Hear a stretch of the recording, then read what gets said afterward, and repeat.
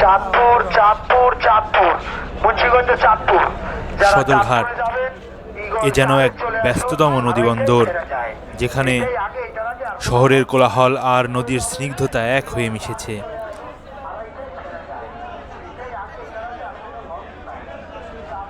সদরঘাটে বিশাল বিশাল লঞ্চগুলো সারি বেঁধে দাঁড়িয়ে থাকে।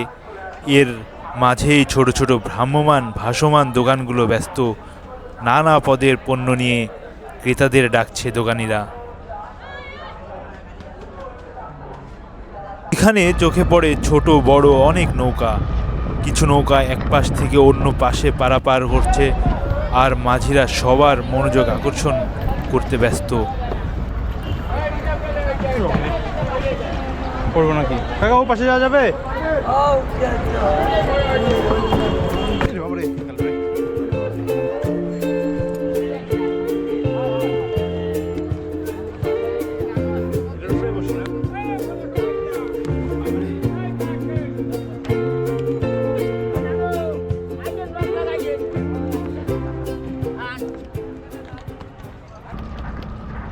এখানে সাধারণত দুই ধরনের নৌকা পাওয়া যায়।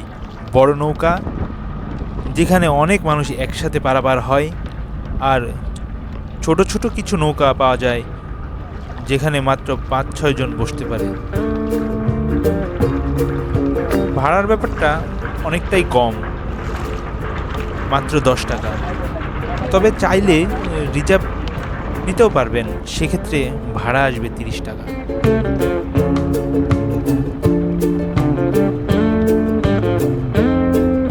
বুড়িগঙ্গার পানি দেখে মনে হলো একদিকে ময়লা আর দুর্গন্ধ, অন্যদিকে তবুও জীবনের স্পন্দন। 98 দিয়েছি আমি, 98-তে।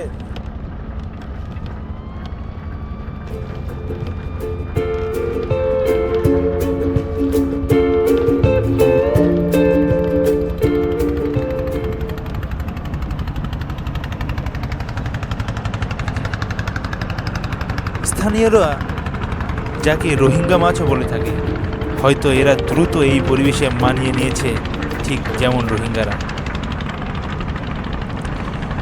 নৌকার মাঝি সে অনেক ভালো একজন মানুষ, তার সঙ্গে কথা বললাম।